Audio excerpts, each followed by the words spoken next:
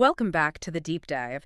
Today, we are taking on a figure who I think for most people is maybe the most famous one-hit wonder in all of literature. You have to be talking about Mary Shelley. Exactly, Mary Shelley. Most of us, that we can probably list two facts about her. She was married to the poet Percy Bysshe Shelley, and she wrote Frankenstein. And that's it. And that's pretty much it. The story ends there for a lot of people.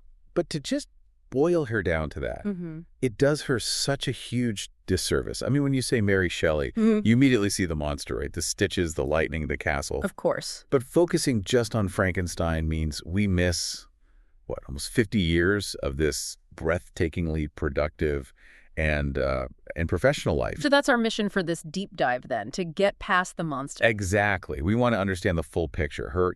Her completely chaotic and radical upbringing, the almost unbelievable tragedy that she lived through, and the fact that she was a professional writer who wrote 6 other novels, short stories, travelogues, and these massive 5-volume biographies. And this isn't just a literary history lesson. Mary Shelley's life is this incredible window into one of the biggest intellectual clashes in history. You've got the Enlightenment, all about cold, hard reason, which was championed by her father. And then you have Romanticism, fiery, individual, all about me, which was embodied by her husband. And she's standing right in the middle of that collision. Right, and she uses her life and her work to critique both sides. She gives us these profound aha moments about ambition, about creativity, and really about survival. She was this ultimate outlaw who found her genius in, surprisingly, cooperation and family. Okay, so to get Mary Shelley, you really have to start with her parents. She was born Mary Wollstonecraft Godwin in London, 1797. And her parents were, they were basically radical royalty. They were the intellectual celebrity power couple of the 1790s, absolute giants. Their lives were already making headlines, and their ideas were, actively trying to reshape the world. And you really can't overstate how important that lineage was. Her mother, Mary Wollstonecraft. The author of A Vindication of the Rights of Woman, a foundational feminist text. But this revolutionary start is just immediately hit with tragedy. A profound tragedy. Wollstonecraft died just 11 days after Mary was born. 11 days? Yeah, from puerperal fever. We hear that term a lot in history, puerperal fever. Can we just pause on what that actually was? It wasn't just, getting sick. No, not at all. It was terrifyingly common. We call it childbed fever now. It was a systemic infection, usually streptococcal, that would just tear through a woman's body after childbirth. And this was before anyone understood germ theory. Right. So medically speaking, Mary's arrival in the world directly led to her mother's departure from it. That's a heavy psychological burden for a child to inherit. And then, as if that wasn't enough, her father, the philosopher William Godwin, makes it all so much worse. He does. He publishes this book, Memoirs of the Author of A Vindication of the Rights of Woman, in 1798. It was meant to be a tribute. But it backfired spectacularly. Why? Because Godwin was so committed to his philosophy of complete, brutal honesty. He revealed everything about Wollstonecraft's life.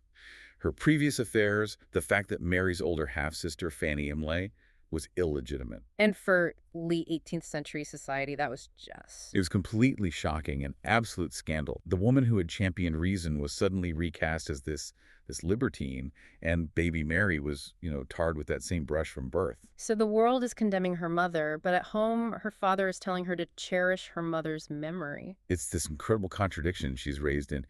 And Godwin himself was a philosophical anarchist who, at least at first, thought marriage was a repressive monopoly. So her whole world is built on defiance. But all that high-minded philosophy didn't exactly pay the bills, did it? Not even close. It was a house of intellectual extremes and financial chaos. Godwin was always in debt. Which is why he remarries in 1801. He marries a neighbor, Mary Jane Clairmont. And by all accounts, this was not a good move for Mary. She grew to absolutely detest her stepmother. Godwin's friends called her quarrelsome, and Mary was convinced she favored her own children, especially her daughter, Clairmont. So it's this emotionally tense home, constantly worried about debt collectors, but at the same time, she's getting this education that was, almost unheard of for a girl at the time. Absolutely. The tension sort of fueled her. Her father tutored her directly in history, politics, literature. And the people who visited their house. I mean, can you imagine Samuel Taylor Coleridge sitting in your living room and reading The Rime of the Ancient Mariner out loud to you as a teenager? It sounds like a dream for an aspiring writer. And former U.S. Vice President Aaron Burr was a visitor, too. It was this incredible intellectual hothouse. And Godwin saw the genius in her, didn't he? Oh, he did. He wrote about her when she was 15, calling her singularly bold, somewhat imperious, and active of mind. He said her desire of knowledge is great and her perseverance almost invincible. But that was always set against this backdrop of financial disaster. The family publishing firm failed, which just plunged them deeper and deeper into debt. So she's not just learning about political theory, she's learning about the harsh reality of poverty, the constant threat of creditors. It must have been suffocating, which is probably why the time she spent away in Scotland was so important for her. Right, she gets to stay with the Baxter family near Dundee in 1812 and 1813. And it was this crucial escape. It gave her the space to breathe, away from the chaos in London. She said later, in the introduction to Frankenstein, that it was there, beneath the trees or on the bleak sides of the woodless mountains, that her true compositions, the airy flights of my imagination, were born and fostered. It's amazing. The seeds of the world's greatest horror story were planted not in some dark, spooky castle, but in the open, wild landscapes of Scotland. That need for escape, for a new reality, led her directly into the next and probably most scandalous chapter of her life. And that chapter is, of course, Percy Bysshe Shelley. This wasn't just a teenage romance. It was an explosion. It was always going to be a scandal. Oh, absolutely. Percy was, a kind of intellectual rock star, a brilliant poet, and a huge fan of Godwin's radical ideas. But just like Godwin, he was always broke. He was 21, she was just 16. And he was married to a woman named Harriet. Plus, he'd completely alienated his own wealthy aristocratic family with his radical politics, so he couldn't get his hands on his inheritance. He was running on pure intellectual passion and basically no money. A perfect match for the Godwin household, then. You could say that. The connection was immediate and deeply symbolic.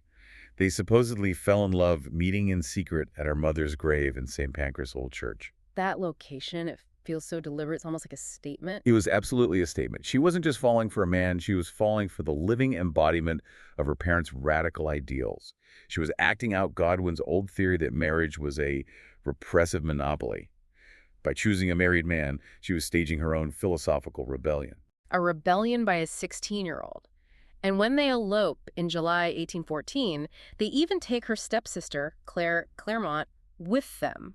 Mary called it acting in a novel. It sounds like a grand romantic adventure, but the reality hit them almost immediately. How so? They get to France, and they're traveling through a country that she said was recently ravaged by war. She wasn't just on a honeymoon. She was seeing real suffering, real poverty. She wrote that it gave a sting to my detestation of war. The utopian fantasy meets reality, and then when they get back to England, it gets even worse. Full force. They're broke, ostracized, and her own father, William Godwin, whose ideas inspired the whole thing, refuses to see her. The hypocrisy is just staggering. It is. He could write the theory, but he couldn't handle the reality when it affected his own reputation and finances. It was a devastating rejection for Mary. She gets pregnant. Percy is constantly away dodging creditors. And she has to deal with the fact that he's still celebrating the birth of his son with his estranged wife, Harriet. Yes. And on top of all that, you have Clairmont, her stepsister, who was always there and was very likely Percy's lover at some point. The jealousy and isolation for Mary must have been incredible. It's a pressure cooker, but the emotional strain was nothing compared to the tragedy that was coming. No. The true devastation was just relentless loss. In February 1815, she gives birth to a daughter prematurely. The baby dies. And this just sends her into a deep depression. A complete psychological rupture. Her diary entry from that time it's just one of the saddest things. She writes to a friend, "My baby is dead. Will you come to see me? I'm no longer a mother now." To lose your first child like that is unimaginable, and it was only the beginning. It was. The losses just kept coming. In late 1816, 2 suicides, back to back. First, her half-sister. Fanny Imlay, Wollstonecraft's other daughter, she took her own life with laudanum in October. And we should remember, laudanum and opium and alcohol tincture was everywhere. It was the readily available tool of despair. Exactly. And then, just 2 months later, in December, Percy's estranged wife, Harriet, drowns herself in the Serpentine River in Hyde Park. 2 women, both so closely tied to their lives, dead by suicide in 2 months. It's an overwhelming amount of trauma. They marry very quickly after that, partly for legal reasons, but that doesn't stop the pain. No, the legal nightmare just continues. Yeah. In March 1817, the court decides what to do with Percy's children from his marriage to Harriet. And they rule against him. They find him morally unfit. His atheism, his scandalous lifestyle, they strip him of his parental rights and give the children to a clergyman's family. So by 1817, Mary Shelley is not yet 20 years old, and she has already lived through more loss and scandal than most people do in a lifetime. An almost unimaginable crucible of pain. And yet somehow, this is the exact moment when her greatest creative act is born. Which takes us back just a little bit to the summer of 1816 in Geneva. Mary, Percy, and their second child, William, who they nicknamed Wilmouse. They all travel there with Clara Claremont, who's now, by the way, pregnant with Lord Byron's child. So it's this traveling circus of romantic poets and their very complicated lives. They all rent houses near Lake Geneva, along with Byron and his doctor, John Polidori. And the image we have of a beautiful romantic summer couldn't be more wrong. This was 1816, the famous year without a summer. That's such a critical piece of context. They didn't know it, but a huge volcanic eruption in Indonesia the year before, Mount Tambora, had thrown so much ash into the atmosphere that it completely messed up the global climate. Europe was cold, dark, and endlessly rainy. Mary herself called it a wet, ungenial summer. So they're all trapped indoors, bored. What do? You read German ghost stories. And then Lord Byron, ever the showman, says, hey, let's all write our own ghost story. And for Mary, who is surrounded by these literary giants, Byron, Shelley, that must have been terrifying. She felt immense pressure. She said she had to give a mortifying negative every morning when they asked her if she'd come up with anything yet. The anxiety of influence. But the breakthrough comes from a conversation they have one night. A late-night discussion. It turned to the very nature of life. Could we reanimate a corpse? Could we cheat death? And they talked about galvanism. Yes, which we have to understand was the cutting-edge science of the day. The idea that you could use animal electricity to make dead muscle tissue move. It wasn't magic. It was, a plausible scientific theory at the time. They were basically debating the ethics of playing God, but with real science to back it up. Exactly. And Mary goes to bed that night, but she can't sleep. Her mind is just racing. And then she has what she called her waking dream. And astronomers have actually pinpointed this moment. They have, to between 2 and 3 a.m. on June 16th, 1816. So what did she see in this vision? This is the birth of the monster. It's this perfect Gothic image. She saw the pale student of unhallowed arts kneeling beside the thing he'd put together. She sees the body stir, this hideous phantasm of a man showing signs of life. And she realized, as terrifying as it was, that was her story. And she starts writing what she thinks will be a short story. But with Percy's encouragement, it just grows and grows and becomes the novel, Frankenstein, or the modern Prometheus. Which brings us to the shadow that has hung over the book for 200 years. The authorship controversy. Yes. It was published anonymously with a preface by Percy dedicated to her father. So, of course, everyone just assumed a man must have written it, probably Percy. It was a combination of sexism and, frankly, the sheer audacity of the book's ideas. People just couldn't believe a 19-year-old woman could write something so profound. And Mary had to keep defending herself, didn't she? She was clear that the core idea was hers, but she gave Percy credit for his incitement. That's the key word. He was her encourager, her editor, her cheerleader. But the story, the monster, the warning, that was all hers. But for a long time, some scholars argued he was basically a minor collaborator. So how did we finally settle this? Modern science, really. Textual analysis. We can now look at the original handwritten notebooks. The ones in the Bodleian Library. Exactly. And you can see her handwriting and then his edits in the margins. And it's definitive. And what did the experts who studied them, like Fiona Sampson, say? They say his contributions were no more than what most publishers' editors have provided new or old authors. He fixed grammar, he clarified some sentences, he was a good line editor. So he polished it, he didn't create it. Not even close. The intellectual core, the critique of masculine ambition, the philosophical depth, that is 100% Mary Shelley. The monster was hers and hers alone. So she has this moment of incredible creative triumph in Geneva, but it's almost immediately followed by another period of just devastating sorrow. In 1818, the Shelleys decide to leave Britain for good. They go to Italy thinking they're escaping the debt, the scandals, starting a new, grand romantic life. But that's not what they found. Not at all. What they found was a roving existence that was just blighted by one loss after another. They were constantly moving, Venice, Rome, Naples, Pisa, but they couldn't outrun grief. And the grief came in the form of losing more children. It's just staggering. First, their little daughter, Clara, dies in Venice in September of 1818. Okay. Then, their son, William Wilmouse, the one born after Geneva, he dies of malaria in Rome in June 1819. So that's 3 children she's lost now. 3. She falls into this deep, isolating depression.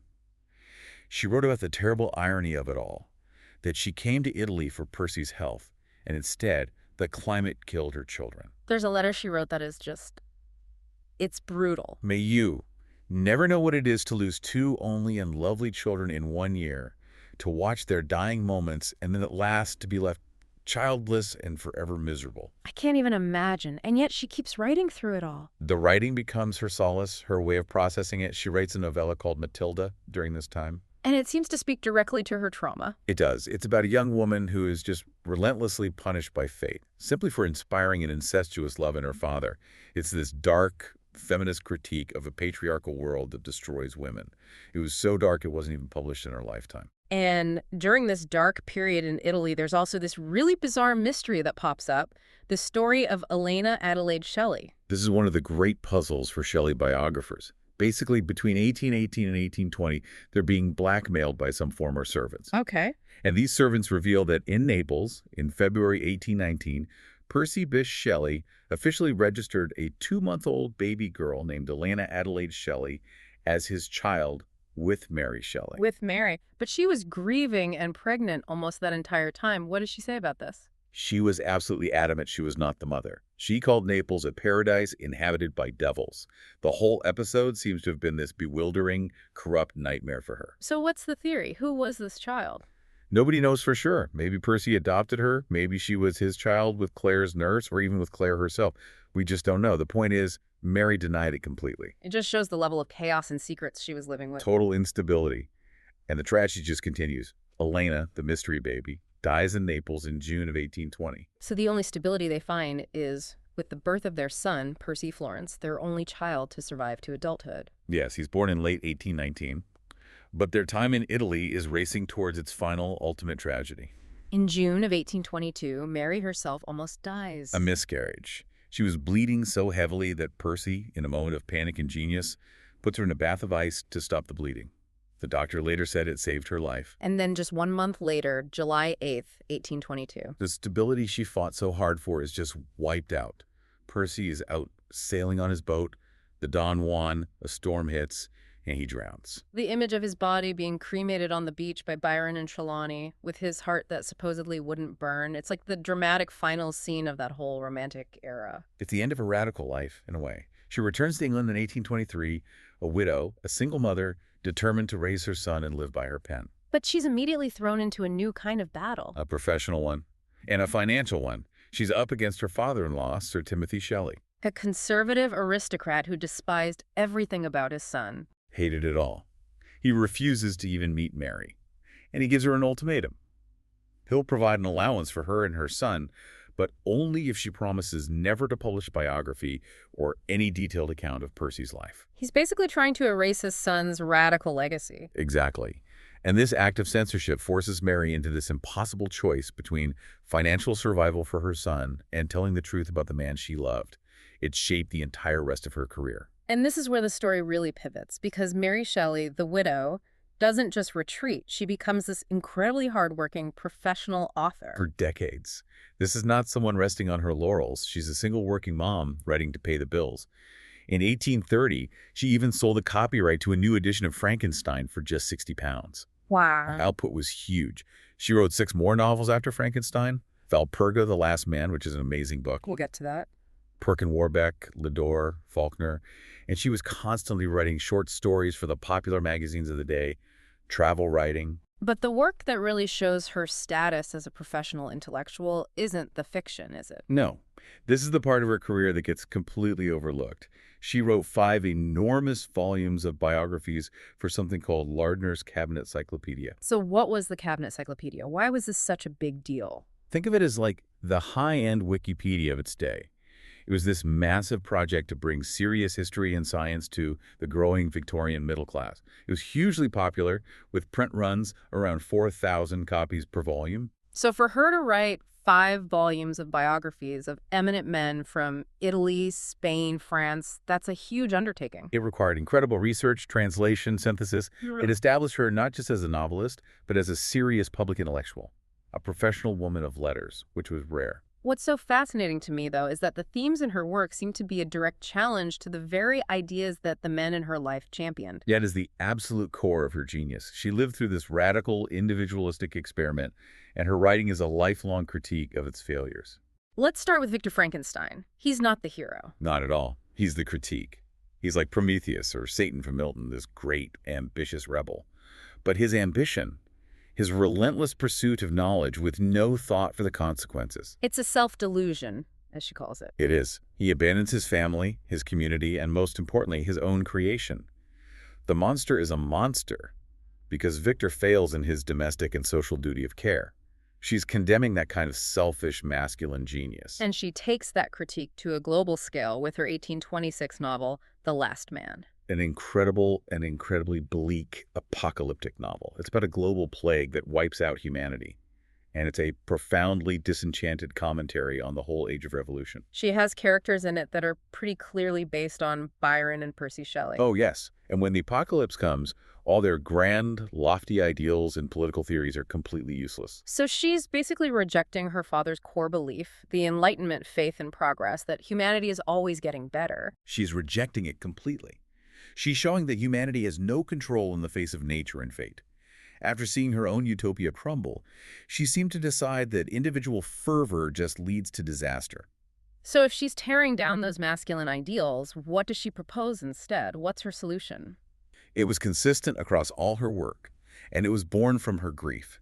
She argued that cooperation and sympathy, the values usually practiced by women in the family, were the only real way to reform society. So it's not grand revolution, it's small-scale domestic reform. Exactly. Her later novels are all about this. Ludor, for example, is a direct attack on patriarchal culture and a plea for equal education for men and women. And Faulkner is the one where the heroine's agenda finally wins. Yes, it's the only one where her moral vision triumphs and the men around her are guided to express compassion, sympathy, and generosity.